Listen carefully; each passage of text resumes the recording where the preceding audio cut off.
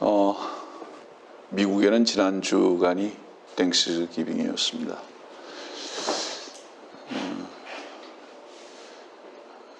가장 큰 명절이죠. 우리는 매년 땡스기빙이 되면 샌프란시스코 교회는 며칠 동안 캠프로 모이고는 했었습니다.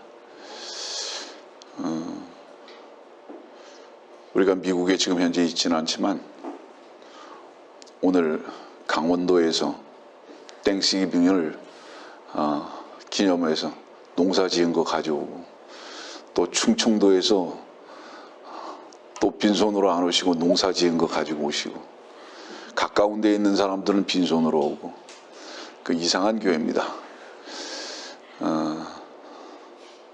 감사합니다. 오늘도 이렇게 주 안에서 만나고 또 경배할 수 있게 돼서 고맙습니다. 오늘의 말씀은 사도행전 15장입니다.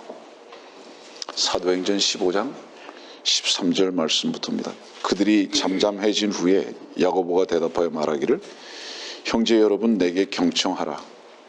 하나님께서 그의 이름을 위하여 이방인들 가운데서 한 백성을 취하시려고 처음에 어떻게 그들을 찾으셨는가를 시므온이 설명하였으니, 이것은 선지자들의 말과 일치된 것이라 기록된 바와 같이 이 일 후에 내가 다시 돌아와서 쓰러진 다윗의 장막을 다시 세울 것이며 또 거기에 파괴된 것들을 다시 세워 일으키리라. 그리하여 남은 자들로 주를 찾게 할 것이며 또 내 이름으로 불리우는 모든 이방인들도 그러하리라. 이 모든 일을 행하시는 주가 말하노라. 세상의 시작부터 그의 모든 역사가 하나님께 알려졌느니라고 하느니라. 하나님이 살아계심을 어떻게 알 수 있느냐? 우리 안에 주께서 살아계시기 때문임을 우리는 먼저 경험합니다. 둘째로, 하나님께서 살아계심을, 영원히 살아계심을 어떻게 우리가 알 수 있느냐?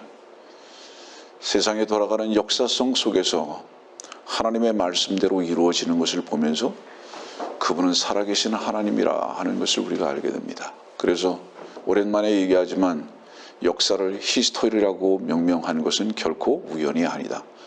사실에 입각한 단어의 출현이라고 분명히 말씀을 드립니다. 그분만이 역사를 주관하시고 이끌어 가십니다. 오늘의 말씀은 현재적인 역사적 관점에서 볼 때 앞으로 어떤 일이 일어날 것인가에 대해서 살아계신 하나님의 말씀이 지금 현재 어떻게 진행되어 왔고 앞으로 어떻게 이루어질 것인가에 대한 부분을 잠깐 교리적으로 공부하고 또 영적인 부분을 접목시키면서 우리 함께 은혜 받는 시간이 될 수 있도록 했으면 좋겠습니다.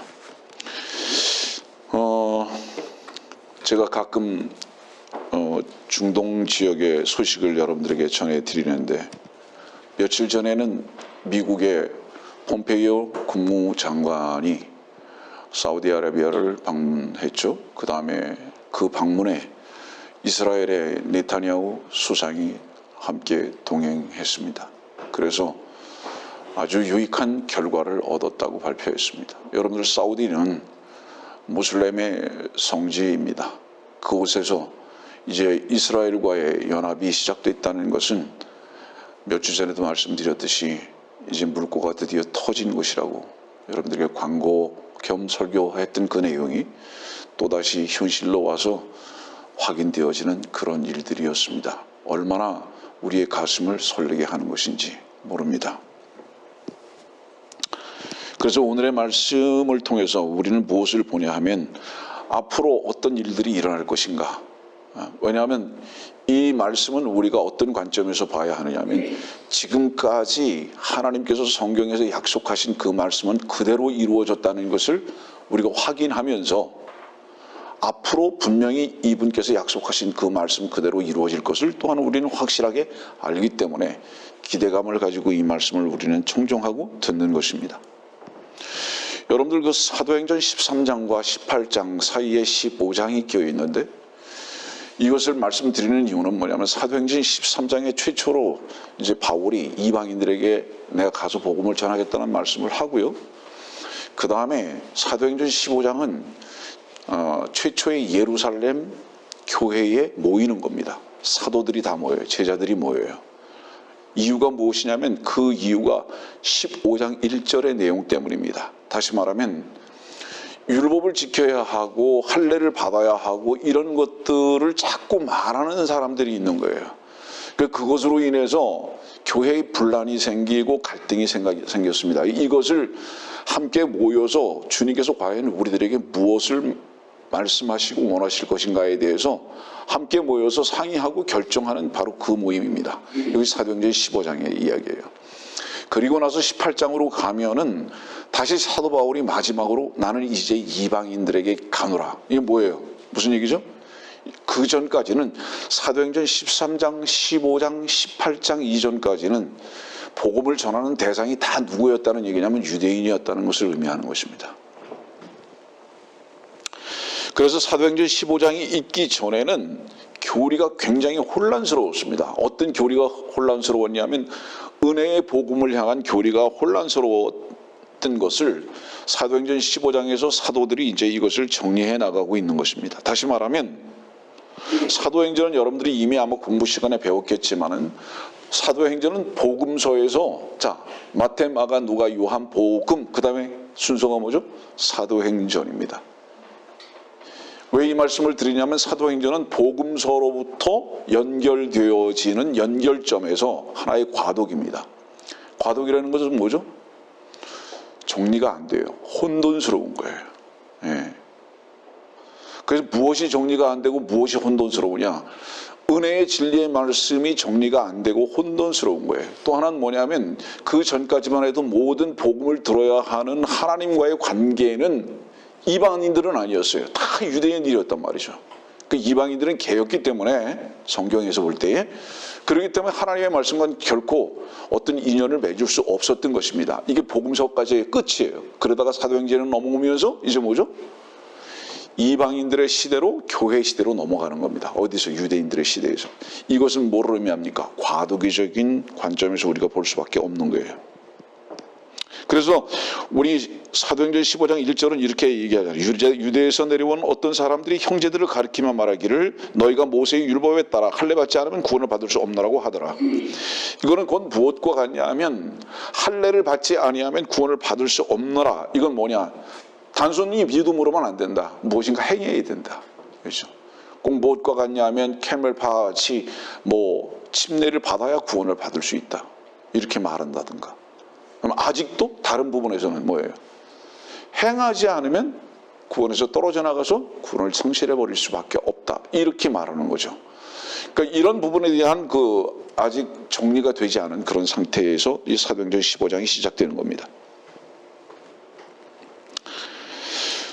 그래서 이제 사도행전 15장 1절은 할례 받지 않으면 구원을 받을 수 없다. 이렇게 말하고요.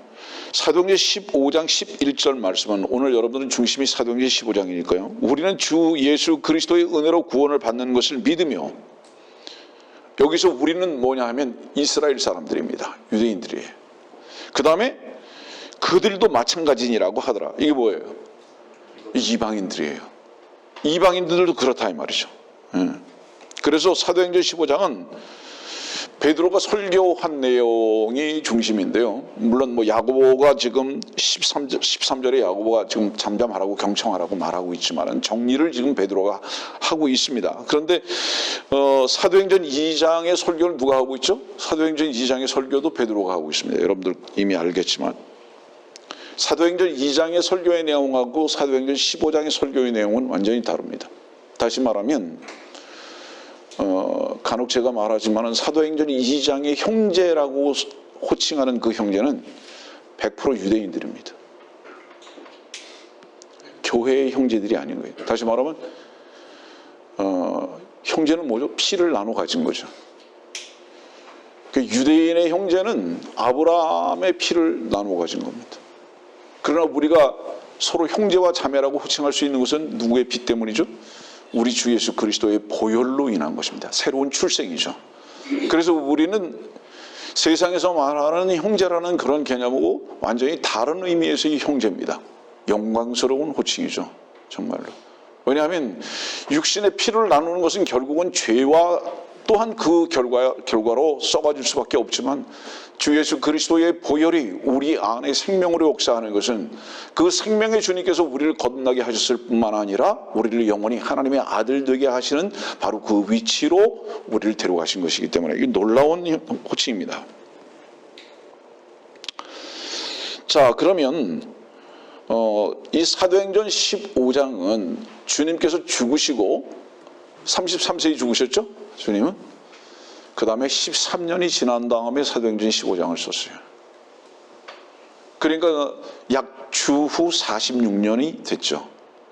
사도행전 15장은. 반면에 사도행전 2장은 언제 쓰여졌을까요? 사도행전 2장은 주님이 죽고 하늘로 올라가셨을 때를 기점으로 한 거예요. 40일 이후에 쓴 거예요. 예. 그렇기 때문에 약 몇 년의 차이가 있습니까? 엄청난 차이가 있죠? 다시 말하면 사도행전 15장과 사도행전 2장의 그 차이는 약 13년 정도의 차이가 있습니다. 많은 차이가 있어요. 그것은 무엇을 의미하느냐면 사도행전 15장은 많이 정리가 된 거예요. 교리적으로. 사도행전 2장하고는 다릅니다. 그래서 이제 시몬이 얘기하고 있잖아요. 사도행전 15장 14절 보십시오. 사도행전 15장 14절 그 끝을 보십시오. 이방인들 가운데서 한 백성을 취하시려고 처음에 어떻게 그들을 찾으셨는가를 누가 설명했습니까? 시몬이 설명했다. 여기서 이 시몬은 누구냐 하면 베드로입니다. 이 베드로는 요한복음 1장에 보면 42절에 이런 말씀이 있어요. 그리하여 그가 시몬을 예수께 데려오니 예수께서 그를 보시고 말씀하기를 너는 요나의 아들 시몬이라 너를 개바라 부르리라 하시니 그것을 해석하면 돌이라. 그러니까 지금 사도행전 15장 14절에 이 시몬은 베드로를 말하고 있는 거예요. 베드로가 설명하고 있는 겁니다. 다시 사도행전 15장 7절로 보세요. 이미 여러분들은 사도행전 15장 펴놓고 계시니까요. 많은 논의가 있은 후에 베드로가 일어나서 그들에게 말하기를 베드로가 다시 일어나서 말하는 거예요. 이 베드로를 시몬이라고 부르는 겁니다. 그러니까 사도행전 15장 7절은 베드로라고 말하고 사도행전 15장 14절은 그 이름을 시몬이라고 부르는 거예요. 때로는 게바라고 부르기도 했죠.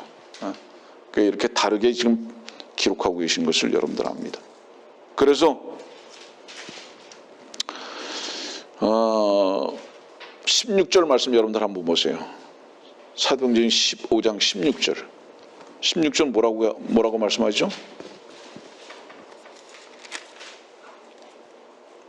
이 일 후에 내가 다시 돌아와서 사도행전 15장은 꼭 무엇 것 같냐 하면요. 분기점과 같아요. 새로운 시작입니다. 무엇이 하나가 끊어지고 뭔가 새롭게 뭔가 시작하는 거. 왜냐하면 이 시제가 여러 번 나오거든요. 그러니까 지난 날들을 말하면서 그 일들 후에 뭐 이렇게 말하는 거예요. 이 일들 후에. 그럼 여기 이 일이 뭐냐 이 말이에요. 어떤 일을 가지고 말하고 있느냐 이 말이에요. 여기 16절의 이 일은 14절에 있는 말씀 처음에 아까 읽어드렸죠. 사도행전 15장 14절에 있는 말씀. 이방인들 가운데서 한 백성을 취하시는 겁니다. 이게 이 일들이에요. 그러니까 이방인들 가운데서 한 백성을 취하시고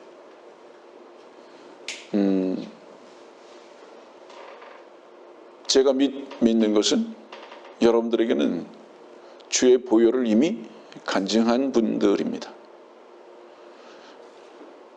주께서 우리를 취하셨습니다. 우리는 개들이었는데 하나님의 아들들이 됐습니다.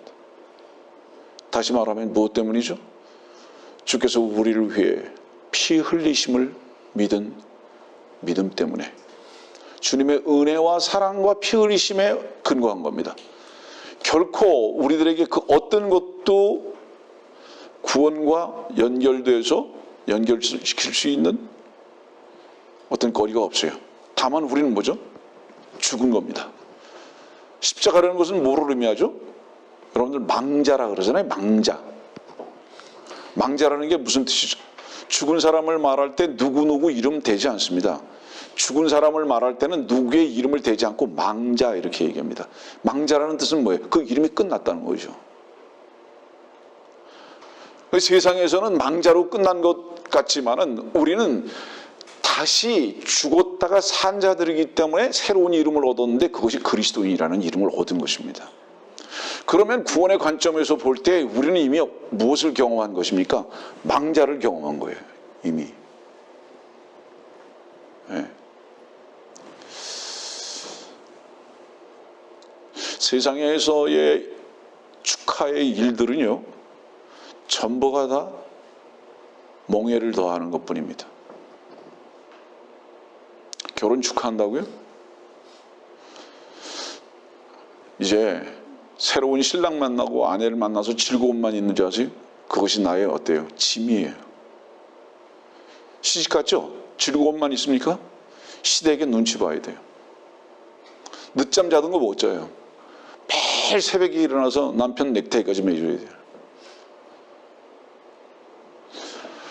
여러분들 세상에서 축하는 반드시 그 축하가 아니고 멍해하고 반드시 연결되어 있어요.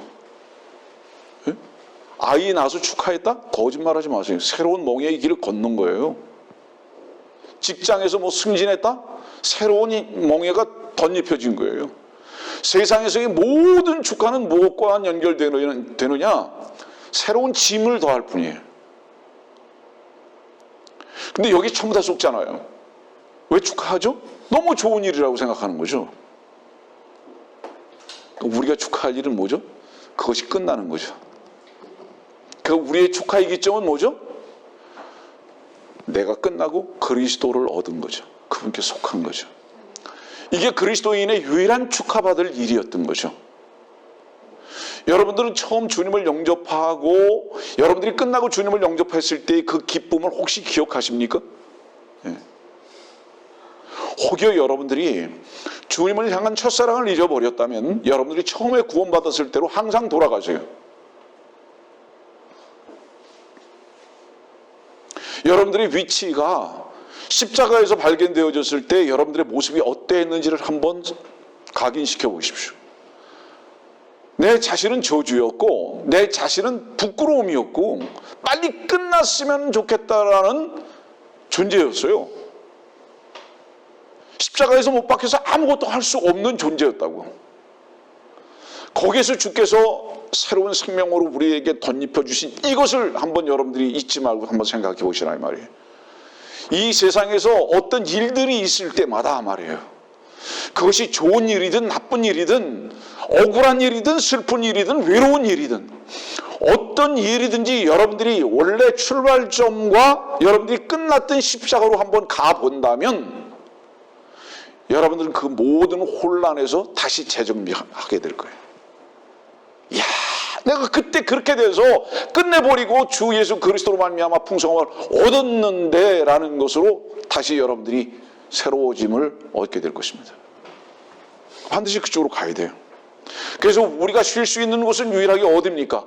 십자가 그늘 미친 것. 네.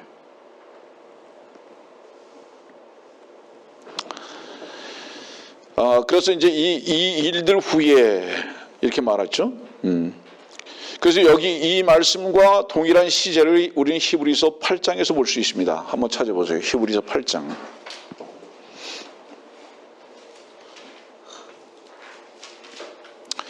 히브리서 8장 8절에는 이제 이스라엘과 유다집이 나오고요. 히브리서 8장 8절에는 이스라엘과 유다집이 나오고 그 다음에 10절 말씀 보면 그 날들 이후에 내가 이스라엘 집과 세울 언약이 이것이라. 그래서 여기서 그 날들 이유가 뭔지 아세요? 여기서 그 날들은 이 일 후에입니다. 그러니까 이 일은 뭐냐면 한 백성을 취하고 난 바로 이 일 이후에 그 날들 이후. 이거 뭐예요? 다시 여기를 잠깐 주목하세요. 이 일들은 끝나고 그 다음에 그 날들 후가 새로 보는 거예요.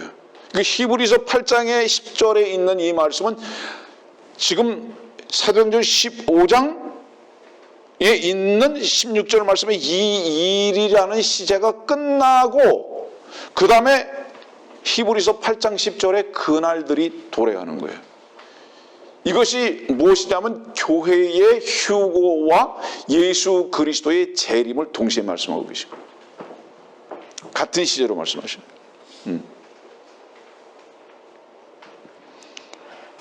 이 말씀을 여러분들에게 가르쳐 드려야 할 필요가 있을 것 같습니다. 잘 아는 말씀이지만 창세기 32장에 보면 야곱이 이스라엘이 됩니다. 그죠? 근데 여기 말씀 보면 히브리서 18장에 있는 말씀을 보면 이스라엘과 유다를 다룹니다. 왜 이렇게 말씀하실까요?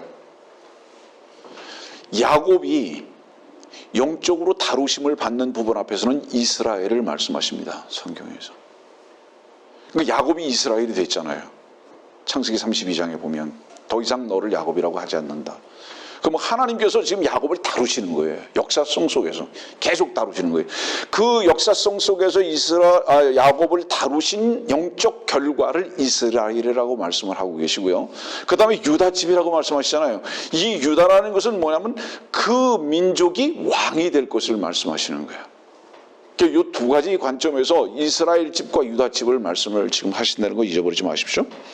그래서 지금 히브리서 8장은 새 언약에 대해서 말씀하시는데 8장 10절 보세요. 다시 말합니다. 그날들 이후에 내가 이스라엘 집과 세울 언약이 이것이라. 교회가 휴고되고 난 다음에 새로운 언약을 지금 세운다 이 말씀하시는 거예요. 그러면 구약도 끝나고 신약도 끝나고 새로운 언약이 지금 시작된다 이 말씀을 하고 계신 겁니다. 이 새로운 언약이 뭐냐? 이 새로운 언약은 올드 테스트먼트도 뉴 테스트먼트도 아니고 뉴 커버넌트입니다. 그러니까 영어적 표현이죠. 커버넌트. 예. 주님께서 재림의 주로 오시고 난 후로부터 연결되어지는 바로 그 커버넌트. 이걸 말씀하고 계십니다. 다시 말하면 이 커버넌트는 교회가 휴거가 되고 난 다음에 이스라엘의 회복, 그 다음에 그 죄를 제거하실 것에 대한 약속입니다. 이 부분은 신약하고는 다른 측면이에요. 그런데 이 히브리서를 우리가 지금 8장을 읽었는데 이 히브리서가 많은 이단들을 불러왔고 교리적으로 혼란을 가져왔습니다. 그리고 여러분들 히브리서를 보면 3장이나 6장 말씀 같은 경우들을 보면 뭐가 나오죠? 아마 기초적으로 배우신 분들은 많이 있을 테지만 히브리서 3장이나 6장 말씀을 보면 구원에서 떨어져 나가는 것을 말씀하신다고. 그런데 우리가 분명히 아는 것은 구원은 한 번 구원은 영원한 보장이잖아요. 그런데 히브리서 3장이나 6장은 분명히 구원에서 떨어져 나가는 것을 말씀하고 있다고요. 이것은 무엇 때문일까? 아침에도 잠깐 목사님하고 교제했지만 히브리서에서 계속적으로 나오는 새 언약은 커버넌트입니다. 테스트먼트가 아니에요. 다시 말하면 뭐냐면 회복되는 유대인들에게 적용되는 말씀이다 이 말이에요. 하기 때문에 이 회복되는 유대인들에게 적용되는 이 말씀은 믿음만으로가 아니라 믿음과 행함으로를 같이 요구하고 계신 것입니다. 쉽게 말하면 뭐냐면 주 예수 그리스도의 죄의 제거하심을 믿을 뿐만 아니라 침례도 받아야 돼요. 그러니까 마태복음 3장에 침례인 요한이 뭐라고 그랬죠? 침례를 받고 죄사함을 받으라. 사도행전 2장도 마찬가지죠. 네. 침례를 받지 않으면 안 돼요. 이유가 뭐죠? 유대인들은 이 땅에 속한 것들을 다루고 있기 때문에 이 땅에 속한 것을 다룬다는 것은 뭐냐? 그들의 육을 다룬단 말이에요. 그래서 반드시 육을 부인해야 돼요. 육과 육의 관계를 부인해야 돼요. 어떤 그룹 안에서 나는 이 그룹에 속하지 않아서 오직 하나님께만 속했어 라는 표현이 침례입니다. 우리가 침례라는 그 개념은 무엇을 얘기하죠? 나는 이제 너희들하고 관계가 끝났어. 난 세상과 끝났어. 난 죽었어. 라는 표현이잖아요. 그 다음에 다시 하늘을 향해서 살았어. 이 고백이잖아요. 그때는 이 행함이 반드시 필요하다는 겁니다. 이것이 히브리서의 관점이거든요. 근데 문제는 뭐냐면 이 히브리서를 자꾸 어때요? 교회 시대의 교리로 적용하려고 하는 무리들이 생기기 때문에 오직 믿음으로만 구원을 받는다고 말하면서도 또 뭐라 그래? 행함을 같이 해야 된다고 말하는 거예요. 이것이 히브리서와 야고보서의 동일한 관점인데 이것을 자꾸 교회 시대에 적용하려고 그런다. 그럼 우리는 어떻게 살아야 하는가? 막 살아야 하는가? 아니요. 믿음으로 살아야 하고 그리스도의 생명으로 살아야 하는 것입니다. 나중에 설명하겠지만 성경에서의 순종은 무엇을 말하는 것이냐면 우리가 직접 무엇을 하는 것을 순종이라고 하지 아니하고 순종하신 주님의 말씀 앞에 내 자신을 굴복시키는 것을 말하는 겁니다. 내가 직접 하나님의 일을 뜻을 행하는 것이 아니라 그 뜻을 행하신 주님의 말씀 앞에 내 자신을 굴복시키는 것을 순종이라고 말하는 것이다 이 말이에요. 그래서 내 몸을 통해서 그분께서 능력이 되시고 그분께서 사랑이 되시고 그분께서 주관자가 되셔서 내 몸을 쓰실 수 있도록 그분께 드려지는 것을 순종이라고 하는 것이지 내가 자의적으로 무엇을 하는 것을 순종이라고 결코 성경에서는 말하고 있지 않다. 이 부분은 굉장히 중요한 겁니다, 여러분들. 예배당에서 왜 자꾸 무엇인가 하라고 얘기를 하냐면 결국은 사업하려고 그러는 거예요. 비즈니스예요, 결국은. 다시 말하지만 여러분들이 온전히 주님께 순복되어지지 않는 그 어떤 행함도 행하면 안 되는 것입니다. 이게 성경이에요. 왜냐하면 행하시는 이는 오직 살아계신 주님만이 행하셔야 하기 때문입니다. 절대 잊어버리면 안 돼요.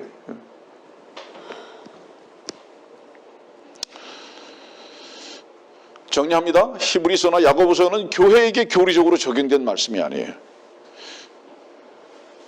자, 그런데 사도행전 15장은 무엇을 말하고 있죠? 1절에 할례를 받아야 된다고 얘기하잖아요. 아직도 혼돈 중이죠. 그죠? 이 문제를 뭔가 행해야 된다고 자꾸 가리키는 거잖아요.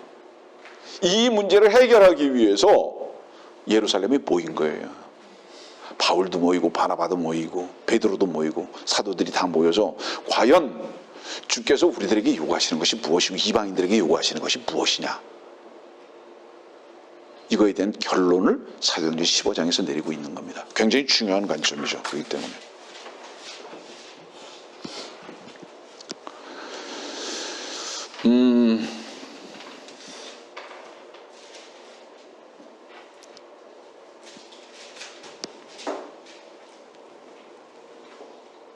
사도행전 15장 15절 이것은 선지자들의 말과 일치된 것이라. 그 야고보가 예전엔 몰랐어요. 야고보가 야고보서를 썼죠? 야고보서 언제 썼죠? 추후 40년입니다. 그러면 지금 몇 년의 기간이 지난 다음입니까? 6년의 기간이 지난 다음이죠? 그러면 6년 전에는 야고보가 알았다는 걸 몰랐다는 거예요. 야고보도 몰랐어요. 뭘 몰랐어요? 행함이 같이 있어야 돼. 이렇게 말하는 거예요, 야고보가. 근데 지금 사도행전 15장 6년이 지난 다음에 야고보가 뭐라고 말하는 겁니다. 말하는 거예요. 이제 비로소 어때요? 복음의 진리가 정립이 딱 됐어요, 교리적으로. 그래서 복음의 진리가 정립이 딱 된 것을 가지고 지금 이제 야고보가 말하는 거예요. 예전엔 난 몰랐는데 왜 몰랐느냐? 구약 성경을 읽을 때 수건으로 다 가림을 받았기 때문에. 이 가림을 받았다는 것은 뭐를 몰랐다는 겁니까? 주님의 보혈과 은혜의 역사가 전 세계에 역사한다는 걸 모르는 거예요. 그리고 뿐만 아니라 유대인들에게만이 아니라 전 세계에 역사하는 것을 몰랐을 뿐만 아니라 또 뭘 몰랐던 거예요? 완전하게 이루신 것을 몰랐던 거예요. 다시 말하면 주님의 죽고 다시 사심의 행하심의 관점은 우리의 행함을 조금도 필요로 하지 아니하셨다. 이걸 몰랐던 거예요. 네, 이걸 몰랐다. 다시 정의합니다. 여러분들 죽었습니까? 그리스도와 함께 십자가에 죽었죠. 죽은 자들이 뭐를 행합니까? 사신 분은 유일하게 한 분이십니다. 주 예수 그리스도십니다. 그래서 우리 안에서 역사하시는 이가 무엇인가 하시는 거예요. 네? 나는 죽었고 그리스도가 내 안에 사셨다라고 고백하는 자들이라면 죽은 내가 하는 모든 것은 죽은 행실입니다. 여러분들, 그건 죽은 행실이에요. 내 안에 계신 주님께서 살아계셔 그분께서만이 행하실 수 있도록 우리 자신을 부인하는 것입니다. 십자가에서 날마다. 이것이 교회가 종교로 빠지게 된 가장 중요한 오해입니다. 그러면 교회가 왜 종교로 빠졌는지 아십니까? 다 비즈니스를 해야 하는 것이 목표가 됐기 때문에 사람들의 행함을 계속 요구할 수밖에 없었던 거예요. 그걸 기대하고. 슬픈 일입니다, 여러분들.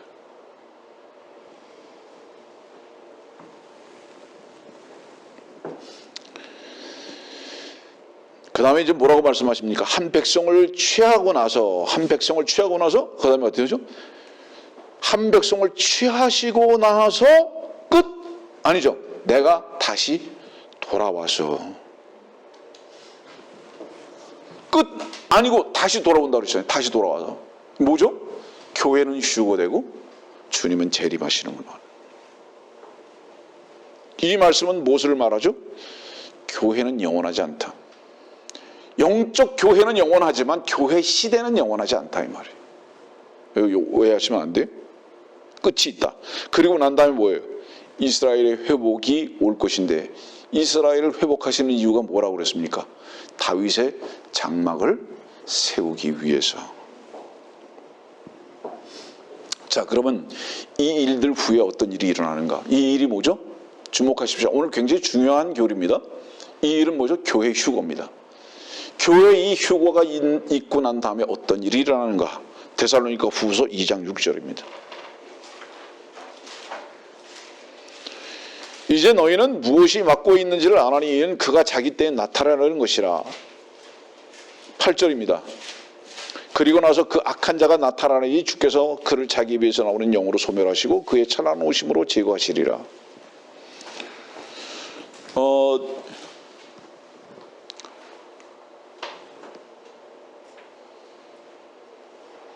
주님께서 그냥 오시기만 안 하는 겁니다.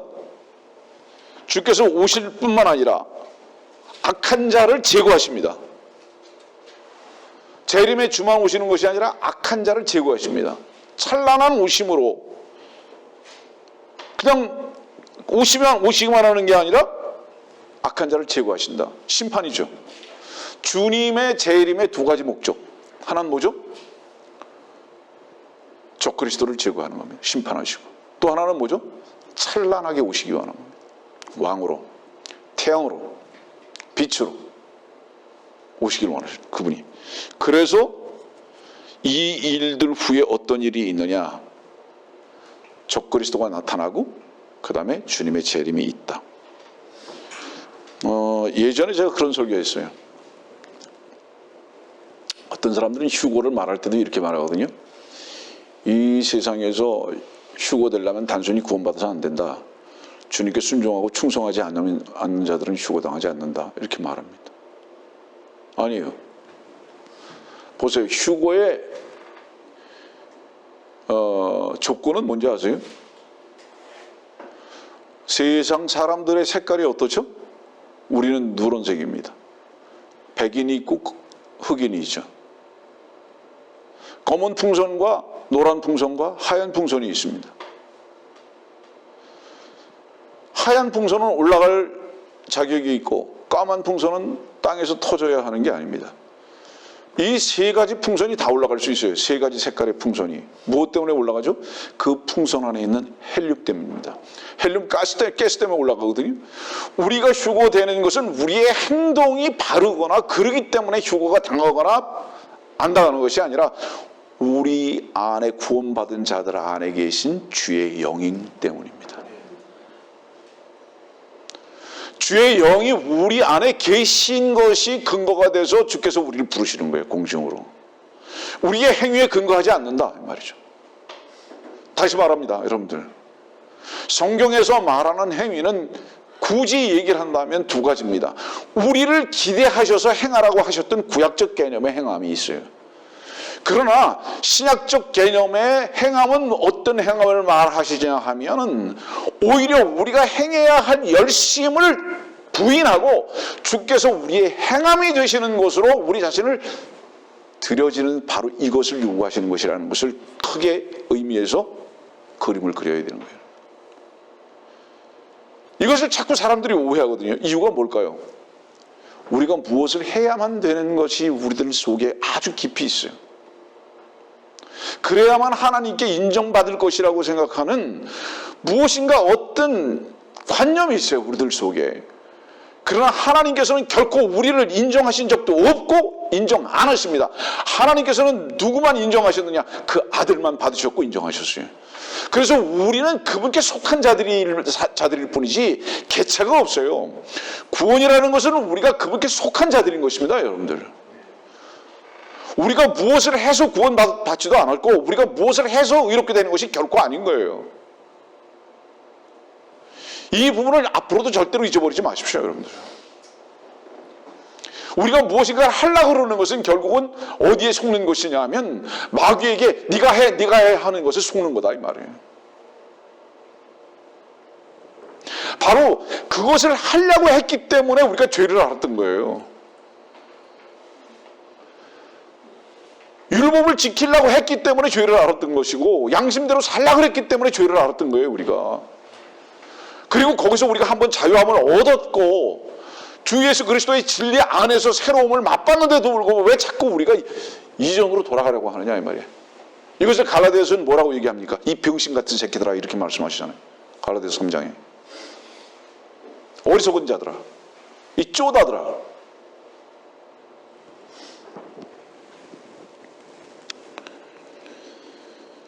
주님께서는 오순절 이후에 성도들의 몸에 거처를 삼으셨습니다. 우리 안에 주께서 거처가 되셨잖아요. 우리가 성전이잖아요. 주께서 불러 올라가시는 거예요. 데리고 가시는 거예요. 헌신이 뭘까요? 다시 말합니다. 헌신은요, 뭐 헌신 예배, 헌신해가지고 뭐 예를 들어서 뭐 전도 많이 하고 뭐 봉사 많이 하고. 다시 오늘 굉장히 중요한 부분들을 많이 정의해 드리는데요. 헌신은 여러분들의 몸을 쓰는 게 아니에요. 헌신은 우리의 몸을 쓰는 것이 아니라 우리의 몸을 주님께 드리는 것을 말하는 거예요. 우리가 어떤 일을 하는 것이 헌신이 아니라 그 일을 주께서 하실 수 있도록 우리 몸을 그분께 부인하는 것을 헌신이라고 말하고 있다, 이 말이에요. 그래서 그분 자신이 우리 몸을 쓰실 수 있도록 그분에게 맡겨지는 것을 헌신이라고 하는 것이지 우리가 땀을 흘리는 것을 결코 말하고 있지 않다, 이 말이에요.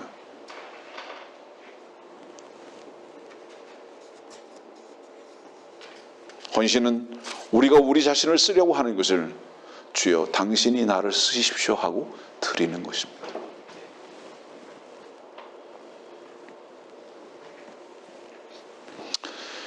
그래서 데살로니가 후서 2장 봤는데 오순절 이후에 성도들의 몸을 주께서 거처로 삼으시고 우리를 데리고 올라가신 다음에 악한 자가 이 적그리스도가 오는 겁니다. 그 오고 나서 어떤 일이 벌어지죠? 대환란이죠. 7년 대환란이 들어갑니다. 저는 오늘의 이 교리적 말씀은 많은 분들에게 공유가 됐으면 좋겠습니다. 이유가 뭐냐 하면 성경을 조금 영적으로 해석한다 그러고 조금은 안다고 하는 사람들조차도 이 시제를 이해하지 못하는 거예요. 이 시제를 이해하지 못하기 때문에 왜죠? 유대인들이 이스라엘 사람들이 교회가 그 다음에 주님의 재림과 회복이 언제 어떻게 누구를 대상으로 이루어지는지를 분명히 알지를 못하는 것으로 인해 가지고 교회가 자꾸 환난 통과해야 된다고 말하는 자들이 있단 말이에요.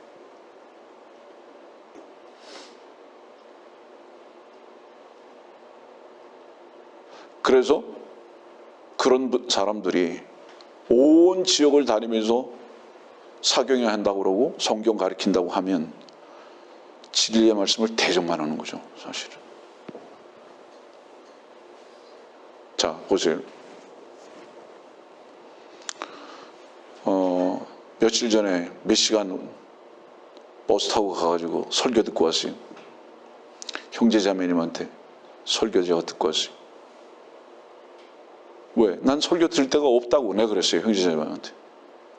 나는 설교를 들을 데가 없다고. 근데 그날 형제자매님의 간증을 통해서 하나님의 말씀을 들었어요. 내가 오늘 여기서 여러분들에게 전하는 말씀이 말씀이 생명의 빵이라면 그분들이 그것을 먹고 간증하는 것 또한 생명의 빵이었기 때문에 전 그날 제가 얼마나 풍성히 먹고 왔는지 몰라요. 프레시한 걸 먹고 왔죠.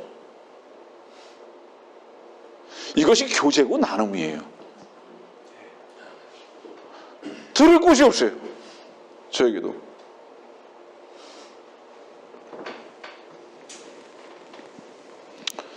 자, 이 말씀을 왜 갑자기 드렸는지 아세요?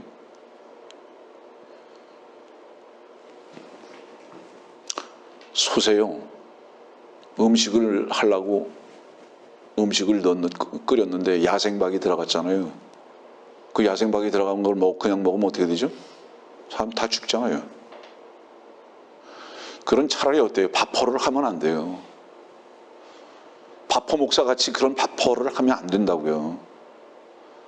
차라리 자기 혼자 기도원에 가서 가만히 있든지. 이 교회 볼품 없어요.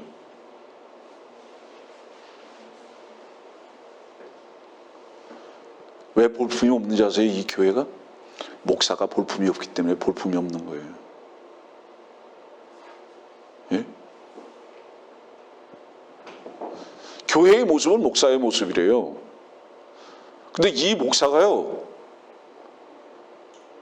외로울 수밖에 없는 연약한 자잖아요. 이 교회에 무슨 많은 사람들이 오겠습니까, 여러분들? 이 교회에서 세상적인 거 뭐 주겠다고 하고 있습니까? 예? 이 교회에서 헌금을 많이 내라고 얘기합니까? 봉사하라고 얘기합니까? 봉사하고 헌금하라고 그런다면 사람들이 힘들어하지 않아요, 오히려. 그것 때문에 동기부여가 돼가지고 더 열심히 나와요. 이유가 뭔지 아세요, 여러분들? 자기를 드러내는 일이 그런 일들이거든요. 헌금 많이 하고 봉사 많이 하는 거. 근데 여기서는 목표가 뭡니까, 여러분들? 나나 여러분들이 전부 다 존재 가치가 없어져 가는 거예요. 주님 한 분만이 이 교회에서 살아계심을 우리들은 간증해야 되고, 그 살아계신 주님 한 분만을 만나야 하는 모임이기 때문에 우리라는 인간들이라는 것은 구더기와 같이 발견될 수밖에 없는 모임이거든요. 이 모임에 어떤 사람들이 오겠습니까, 여기에? 우리는 앞으로도 그거 기대할 수 없어요. 그래서 우리의 유일한 기대는 뭡니까? 주께서 우리를 부르시는 거 외에는 없어요. 이 교회가 뭐 수백 수천 명 될 것 같습니까?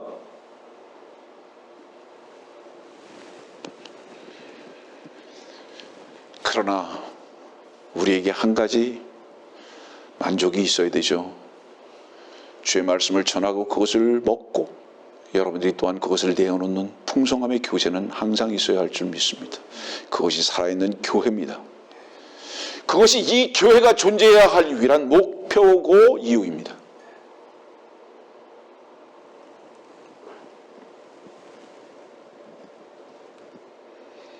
우리가 죄를 이길 수 있다고 생각하십니까? 우리가 세상을 이길 수 있다고 생각하십니까? 그리스도에게 속한 그리스도인입니까, 여러분들? 본질로 돌아가는 거예요. 오늘의 말씀이 많이. 그리스도인 맞습니까? 그리스도인은요, 그리스도가 머리신 거예요. 그분이 우리의 모든 능력이신 거예요. 그래서 그 그리스도만이 우리를 통해서 일을 하시는 거예요. 우리 이길 수 없어요. 우리가 이기려고 하는 동안 주님께서는 절대 우리의 이김이 되실 수 없다는 것을 역설적으로 여러분들은 배워야 되는 거예요. 주님만이 이기신 분이십니다. 오늘 또 목소리 높이네. 이거 좀 내려야지.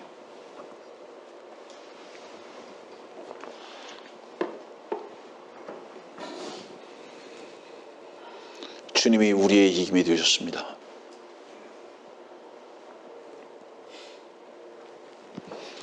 그래서 지난번에도 얘기했지만 우리에겐 상급을 기대해서는 안 돼요.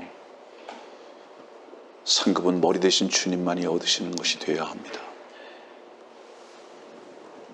그래서 우리의 자랑은 우리의 행함이 아니라 주님만이 우리의 자랑이 되실 수 있어야 하는 것. 사탄이 이보에게 뭐 요구했죠? 독립 요구했죠? 독립 요구했잖아요. 신들과 같이 된다. 그죠? 근데 그 독립 요구했기 때문에 이브는 선악과 따먹었어요. 근데 독립했습니까? 이브가? 아니요. 하나님께 속한 자로서 자에서 누구에게 속한 자로 가버렸습니까? 마귀에게 속한 자로 가버렸죠. 이게 속이는 자의 일이에요. 속이는 자 마귀는 여러분들에게 뭐라고 얘기하는지 아세요? 하나님께서 하나님으로부터 독립하면 네 마음대로 살 수 있다고 말합니다.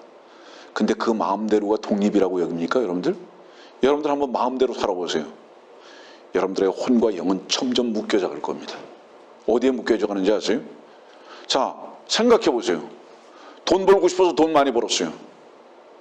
어디에 묶이는지 아세요? 돈의 노예가 될 겁니다. 예? 사랑하는 사람, 한번 멋진 사랑하는 사람, 백마탄 사람 만나기를 원하십니까, 여러분들? 만나보세요. 그 사람이 종이 될 것입니다, 여러분들.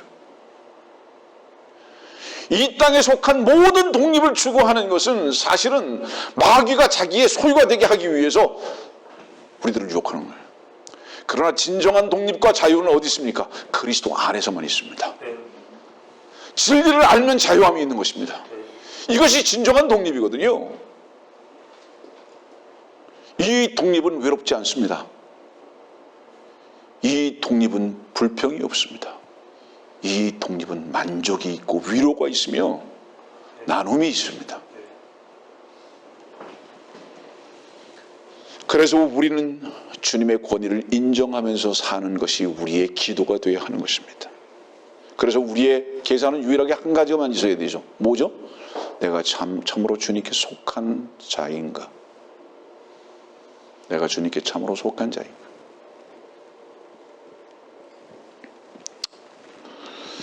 데살로니가전서 5장 3절입니다.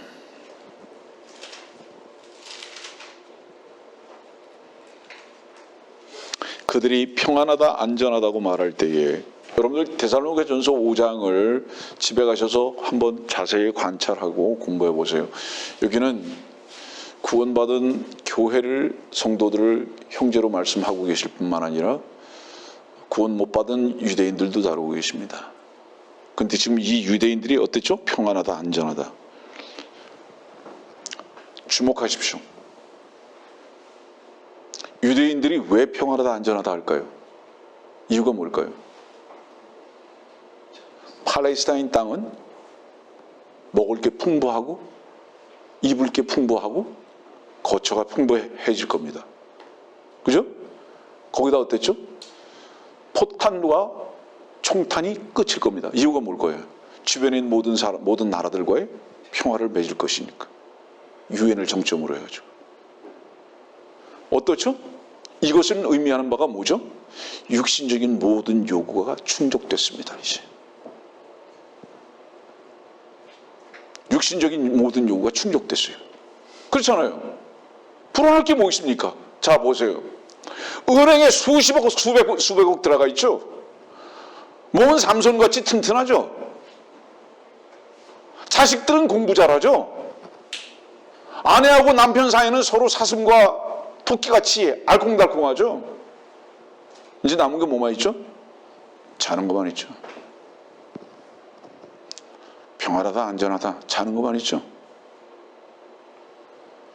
여러분들이요, 여러분들을 깨우는 일들이 자꾸 발생하는 이유가 뭔지 아십니까? 주님의 은혜의 사랑의 채찍입니다. 직장은 막히고 돈벌이는 시원치 않고 몸은 원하지 않는데 아파가고 가정은 자꾸 깨지는 소리 나고, 그것을 목표로 하라는 의미의 말은 절대로 합니다. 이 설교가 그런 얘기가 아니라 주께서 우리들을 그런 곳으로 초청하시는 이유가 뭔지 아세요? 자지마, 자지마, 자지마.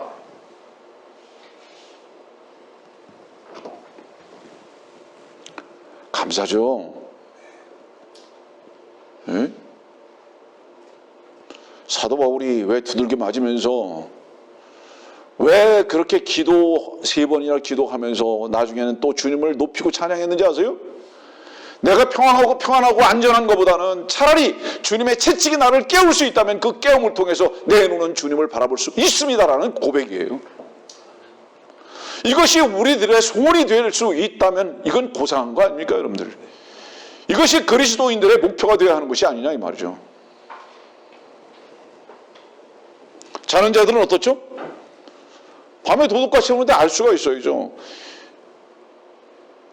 평안하다, 안전하다, 협정 딱 맺고 나서, 우리 앞에 있어요 지금. 협정 맺고 나서 조금 아까 얘기했죠. 네타냐후와 폼페이오 얘기했죠. 사우디아라비아 이거 맺고 나서 그 다음에 이제 뭐가 있어요? 이스라엘은 더 깊이 자는 거예요. 이제 자는 이유는 한 가지예요. 세상을 의지할 만하기 때문에 잔다 이 말이에요. 잠 못 자는 문제들 앞에서 주님의 깨우심도 알 수 있는 진리의 말씀으로 깨어 있는 자들이 되어야 한다.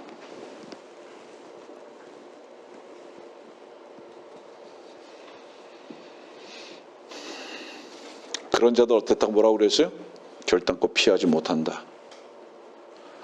오늘 우리는 뭘 배우고 있습니까? 사도행전 15장의 교리를 배우고 있죠. 그렇죠? 교리는 믿음이 될 수는 없습니다. 이 교리를 여러분들이 배운다고 해서 깨어있지는 못해요.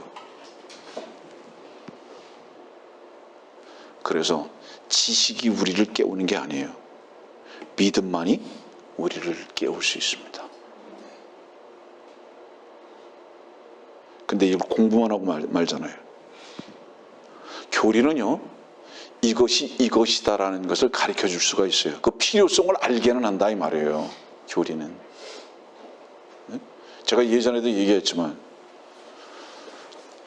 보물섬을 찾아가는 지도가 반드시 바른 지도도 있어야 하고 그 지도를 정확히 해석할 수 있는 지혜도 필요하지만 그 보물섬을 그려놓은 지도와 그것을 해석할 수 있는 지혜가 필요한 것은 무엇 때문입니까? 그것에 만족하라는 것이 아니라 그 보물섬을 찾아가서 그 보물을 얻게 하기 위한 데 있었다 이 말이에요. 우리가 교리와 지식이 반드시 옳은 것이 필요하지만은 그 이유는 무엇이냐면 그 자체를 붙드는 것이 아니라 그것을 통해서 참된 만족이신 주님께 나가게 하기 위한 데 있었다 이 말이에요. 이것이 믿음입니다 여러분들. 근데 전부 다 교리만 붙들고 있다 이 말이에요.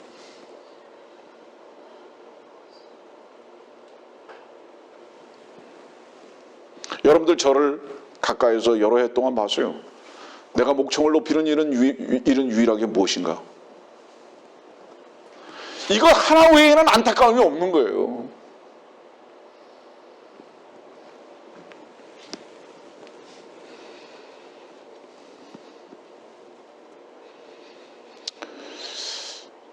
우리가 교리를 배우긴 배웠는데 추구하는 건 뭐죠? 세상만 추구하고 자기 사랑만 추구하고, 그렇다고 해서 사업도 하지 말고 뭐 직장 생활도 하지 말고 학교도 가지 말고 결혼도 하지 말고 뭐 그런 말 하는 게 아니에요. 그런 말 하는 게 아니에요. 그 모든 것, 직장도 가정도 학교도 우리의 건강도, 이 모든 것의 목적이 그것을 지키고 그것을 크게 하는 것이 아니라 그 모든 것 속에서 주님이 우리의 목표가 되어야 한다는 것을 말하는 것이지, 그런 것들을 하지 말라는 말을 지금 하는 게 아니라 이 말이에요.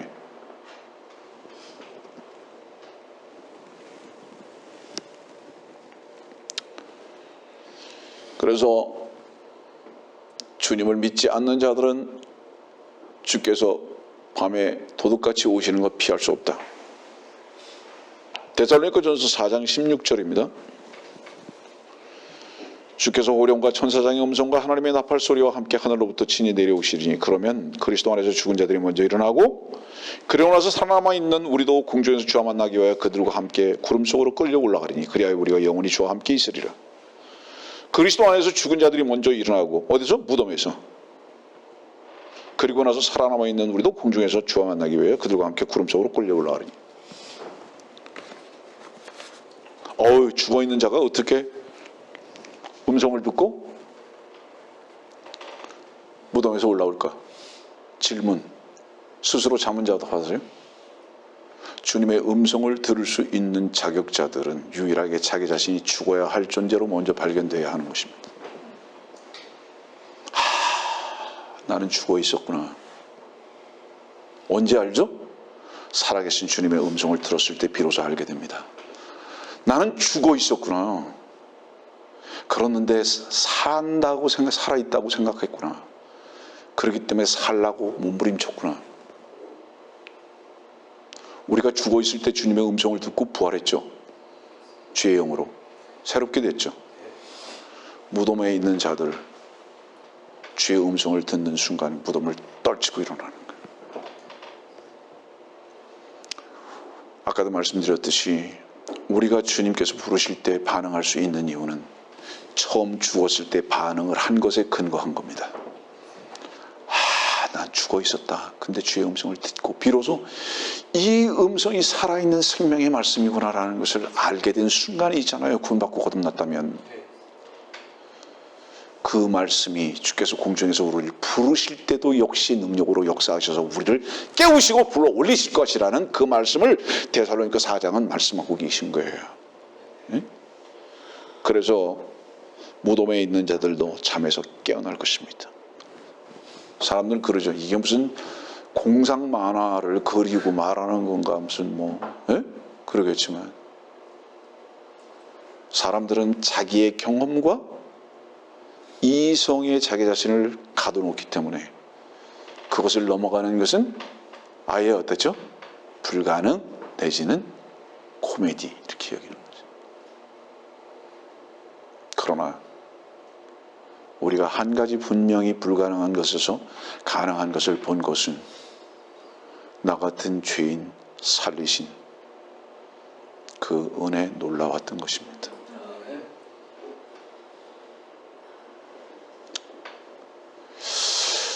나 같은 죄인 살리신 그 은혜 놀라워.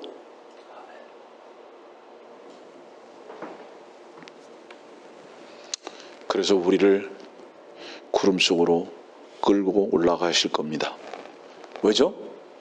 그 구름 속에는 약속의 무지개이신 주님께서 우리를 기다리고 계실 것이기 때문에. 그래서 우리가 구름 속으로 끌려 올라갔을 때 우리의 보장이시고 우리의 은총이고 사랑이신 무지개의 주님께서 우리에게 나타내 보여주실 것입니다. 내가 여기 있다. 데살로니가전서 5장 9절입니다. 이는 하나님께서 우리가 진노를 받도록 정해놓으신 것이 아니라 우리 주 예수 그리스도를 통하여 구원을 받게 하셨기 때문이라. 오해하지 마십시오. 여기에 진노는 지옥을 말하는 것이 아니에요. 여기에 진노는 7년 대환란의 진노를 말하는 겁니다. 아세요? 그래서 구원받고 거듭난 사람들은 끌려 올라가는 일이 있지 진노에 참여하지 않는다 이 말이에요. 예? 이게 이 진노는 뭐죠? 여러분 집에 가서 보세요. 에레미야 30장 7절에는 야곱의 고난했다가 나오는 거예요. 7년 동안에 야곱의 고난했대. 이때를 말하는 거예요 지금. 아까도 말씀드렸지만 그런데 하나님의 말씀을 제대로 알지 못하는 자들이 교회가 자꾸 환난을 통과한다고 말하는 거예요. 그러면서 베드로를 바울을 주께서 지키셨던 것 같이 우리는 털끝 하나도 건드리지 못할 거라고 다 피할 길을 주실 것이라고 이렇게 말한다 이 말입니다.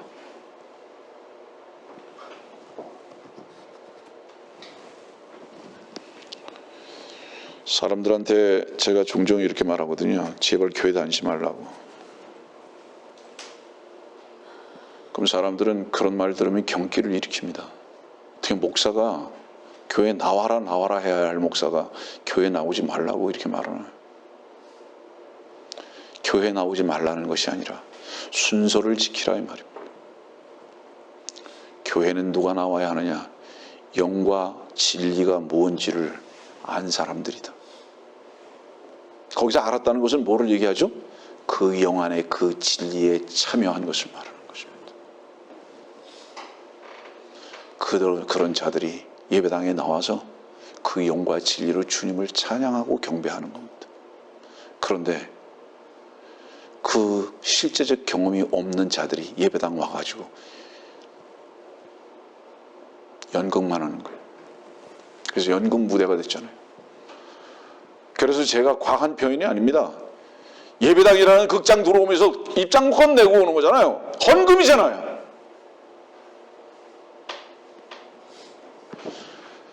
그리고 우리 극장이 최고의 좋은 극장이라고 하면서 돈 억수로 많이 받으려고 그러잖아요. 며칠 전에 형제자매님들 만나서 그 간증 들으면서 그런 도둑놈의 자식들 같으니라고 그러네.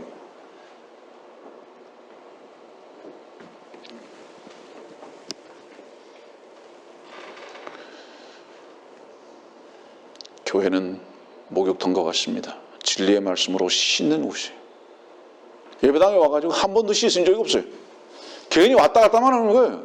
안 씻는 이유가 뭘까요, 여러분들? 목욕탕 가서 안 씻는 이유가 한번 얘기해 보세요. 왜 안 씻을까요? 아니, 그물보다 내가 더 깨끗한데 왜 씻어? 근데 목욕탕은 왜 다니는 거예요? 도대체 입장료 내고. 이게 뭔가 모순이잖아요, 여러분들. 아니, 목욕탕이라는 예배당 가려면 씻기 위해서 가는 건데 더럽지 않은데 왜 씻으러 갑니까 도대체? 그리고 입장료 내고 들어갔으면 물이라도 들어갔다 나와야 될 거 아니에요. 제가 너무합니까?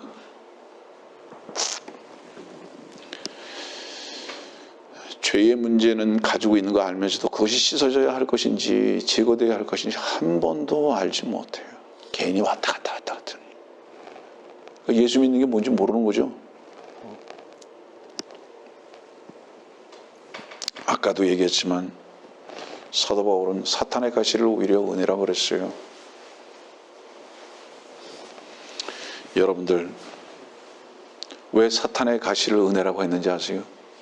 그것으로 인해서 은혜의 주님을 의지할 수 있게 됐기 때문입니다.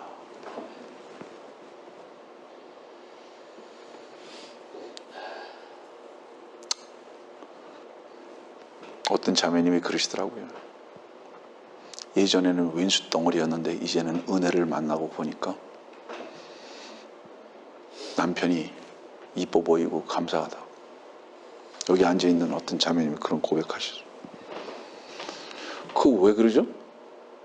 은혜의 주님을 만나고 보니까 모든 원망이 사실은 찬양할 조건인 것을 발견한 거죠. 여러분들, 이게 기적 아니에요?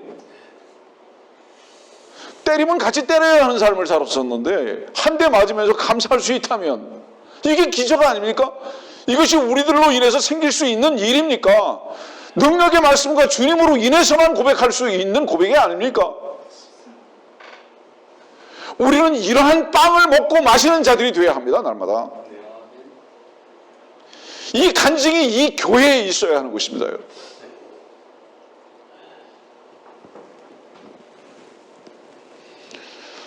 그런 자들의 고백은 주님의 은혜를 알고 나 보니까 주님만이 능력이셨고 주님만이 모든 이유의 원인과 결과셨으며 주님만이 충만이셨던 것을 알게 되는 것입니다. 얼마나 아름다운 고백입니까, 여러분들? 여러분들이요, 교회는 환란이 오기 전에 휴거됩니다. 이거 또 시간이 많이 갔죠? 그 다음에 무슨 일이 나죠? 말씀 좀 줄일게요. 고린도전서 3장 봅시다. 고린도전서 3장 13절입니다.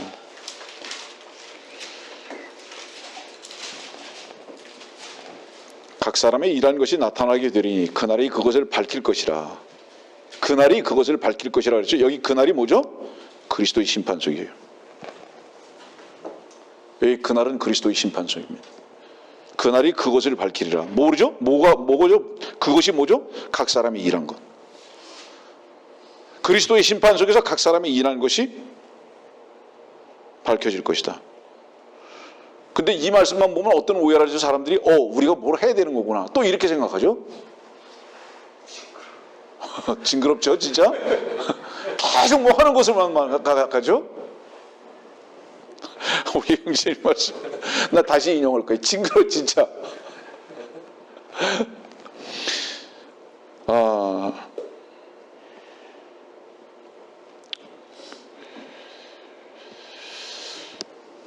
14절 말씀 봅시다. 고린도전서 3장 14절. 만일 어떤 사람의 일한 것이 세운 그대로 있으면 그는 상을 받을 것이요 만일 어떤 사람의 일한 것이 불타버리면 그는 손해를 당하리라. 그러나 그 자신은 구원을 받게 되지만 불에 의해서인 것처럼 그렇게 되리라. 나무도 불타고요. 다 불타요. 불타지 않는 거 있죠? 보석이죠. 금이죠. 무엇을 의미하는지 아세요? 인간은 성경에서 나무로 표현하고 있거든요. 인간이 한 모든 일은 다 불탄다 이 말이에요. 보석이신 주께서 하신 것, 금이신 주께서 친히 하신 것만이 우리의 상급으로 계산된다는 것을 말씀하고 계신 거예요. 그러면 이 말씀 속에서도 여러분들이 또 하나 확실하게 알아야 할 것은 무엇이죠? 내가 무엇인가를 하는 것이 아니라 무엇을 하려고 그러는 나를 주님께 옮겨놓는 것일 뿐이다.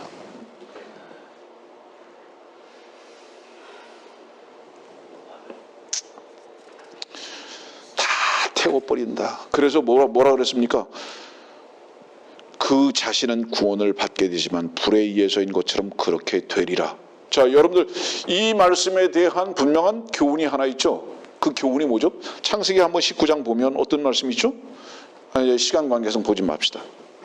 창세기 19장 보면 무슨 일이 있습니까? 예? 누가 나와요? 아브라함의 조카 롯이 나오죠? 그 다음에 그 아내 나오죠? 어디서 살았죠? 소돔과 고모라에서 살았죠? 거기서 유황불이 쏟아졌죠? 도망 나올 때 뭐 갖고 나왔습니까? 그들 구원 받았지만 아무것도 가져놓은 거 없어요. 다 불에 다 타버렸어요. 이것이 지금 창세기 19장에 있는 얘기입니다. 그래서 지금 고린도전서 3장 14절에 있는 다 불탈 것이라는 이 말씀은 무엇을 관점에서 보고 말씀하신 거냐면 롯과 그 아내를 보고 말씀하시는 거예요. 인간이 하면 다 탄다 이 말이에요. 인간이 하면 다 탄다 이 말이에요. 아무것도 남는 거 없다 이 말이에요. 속지 마라 이 말이에요. 나는 다른 데서 말씀을 듣는 분들도 거짓된 교리나 설교나 지식과 교회의 행사에 속지 않기를 바라는 거예요. 유황불로 다 했어요. 예전에 플로리다 펜사콜라를 갔을 때 캘리포니아에서 애리조나, 뉴멕시코, 텍사스, 미시시피를 지나서 플로리다 펜사콜라를 갔습니다. 그만 목사님 만나 뵙고 다시 캘리포니아로 돌아올 때에 덴버를 거쳐서 그 다음에 위에 노스다코타 쪽으로 올라가 가지고 미국의 첫 번째 공원, 국립공원 옐로스톤을 방문했습니다. 그 옐로스톤을 가면 왜 옐로스톤이죠? 노란 돌들이죠. 그죠? 왜 노란 돌이죠? 여러분들 못 가보신 분들이 대부분인데 거기는 밑에 유황이 있어요. 그래서 유황이 계속 뿜어져 나와요.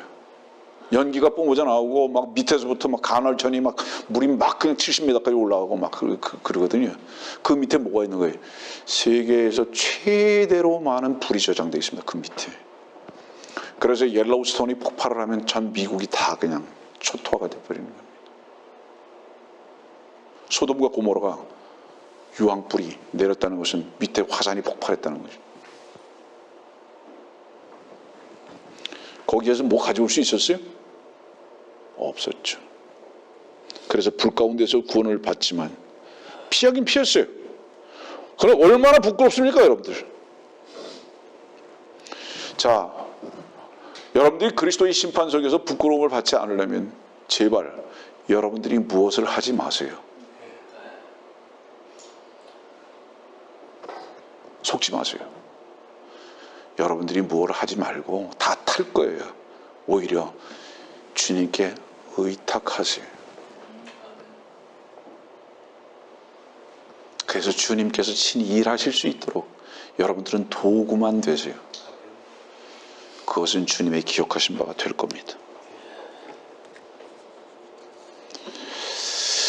그래서 우리가 출애굽기 4장 6절에 있는 말씀이 출애굽기 4장 6절 이하에 있는 말씀 어떤 말씀이죠? 모세가 가슴에다 손 집어넣고 빼보니까 문둥병 걸렸죠. 다시 들어갔다 나오니까 깨끗해졌죠. 뭐를 의미하죠? 여러분들에게 예전에 설교했는데 이 손을 펼쳐서 무슨 일을 하기 전에 동기를 먼저 봐라 이 말이에요. 동기를 먼저 가슴에 넣고 봐라. 이 동기가 뭐예요? 이 가슴에 주님께서 살아계셔서 그 일을 친히 하게 하시는 것인지, 친히 하시는 것인지, 아니면 나라는 이 손이 문둥병과 같이, 문둥병 성경에서 뭐예요? 피를 쓰는 거죠. 여러분들이 스스로 하는 모든 봉사라는 것은, 섬김이라는 것은 문둥병에 걸린 손을 쓰는 거예요. 부정해서 안 받으세요. 무슨 일을 하기 전에 먼저 그 일이 주님으로 인해서 된 것인가를 먼저 점검하십시오. 그리고 그 손을 펼치십시오. 근데 얼마나 누구를 돕는다는 일에 빠르고 급한지, 이유는 무엇일까요? 내가 그로부터 인정받아야 하는 것이 그만큼 절실해요, 사람들이. 주님 한 분만 인정받으실 수 있는 분인 것을 잊지 마십시오.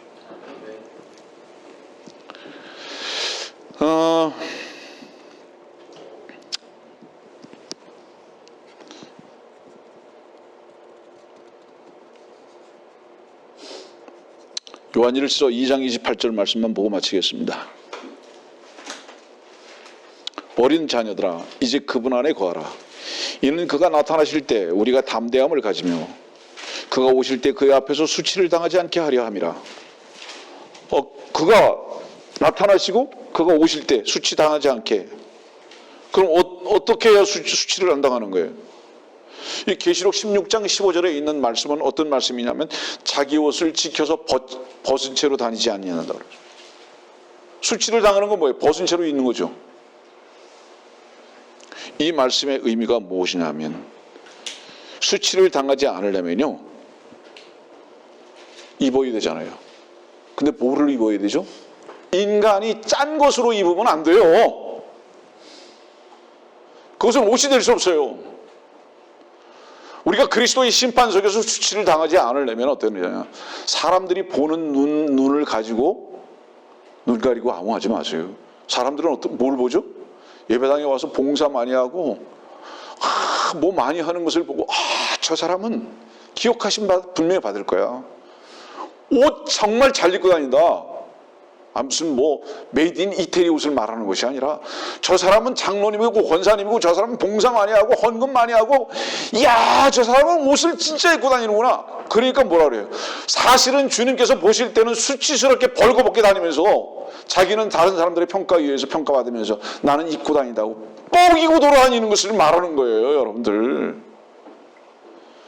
그렇게 다니지 마라. 이것이 수치다 이 말이에요. 하나님께서 보시는 바로 그 옷을 입어라 이 말이에요. 인간의 평가의 옷을 입지 마라 이 말이에요. 많은 사람들이 자기가 옷을 입었는지 알아요? 전부 다 벗었습니다, 여러분들.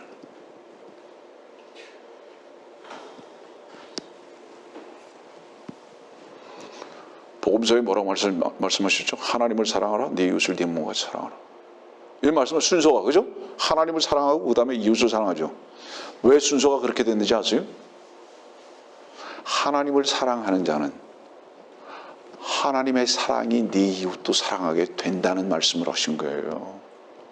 그 말씀의 뜻을 오해하지 마세요. 하나님도 사랑하고 이웃도 사랑하라는 거구나. 누가 그렇게 가르쳤어요?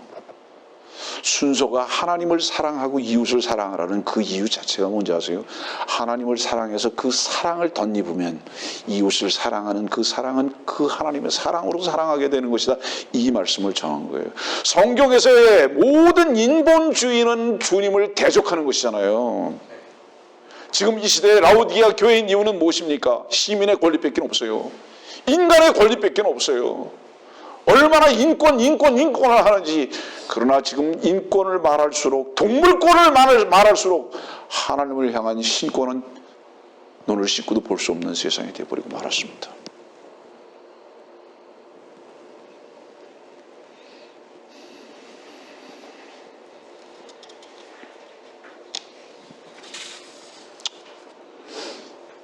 언제나 말씀을 전하면서 시간의 아쉬움이 있지만은 우리가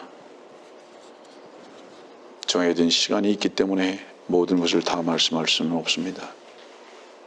에베소서 2장은 우리가 선한 일들을 위해서 창조되었다고 말씀하십니다. 에베소 2장 10절 그렇잖아요. 선한 일들을 위해서 창조되었다. 여러분들 창조라는 말은 헬라어로 뭐라고 불려지는지 아세요? 빠라 이렇게 불려집니다. 이 빠라라는 뜻은 무슨 뜻인지 아세요?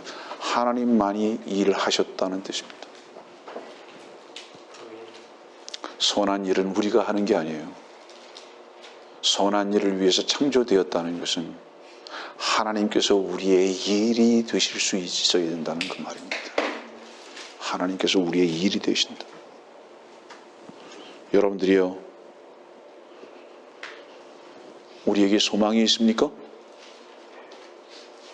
소망이 있는 자들은 지금의 힘듦 때문에 한숨 쉬지 않습니다. 왜냐하면 소망은 지금을 지나가게 하는 것으로만 알게 하기 때문입니다. 주께서 오실 것을 소망하십니까? 주께서 우리들을 부르실 것을 분명히 믿습니까? 지금은 지나가는 밤들입니다. 그리고 주님은 우리를 속히 부르실 것입니다. 성도들이여, 우리에게 그 소망이 하나 있으므로 우리의 만족이고 기쁨이고 감사 아닙니까? 오늘의 말씀과 같이 앞으로 일어날 일들, 하나님께서만 살아계시고 그분만이 역사의 주관자시며 6,000년 동안 그분은 지금 이 세상에서 일하신, 말씀하신 그대로 일하셨고 이루어졌습니다. 주님은 속히 우리를 부르실 것입니다. 우리가 그것이 우리의 유일한 소망이고, 그 소망을 볼 수 있는 자들은 그 약속의 무지개 속에서 안식하고 쉴 것입니다. 이 말씀이 우리들의 큰 위로와 기쁨이 되기를 바랍니다.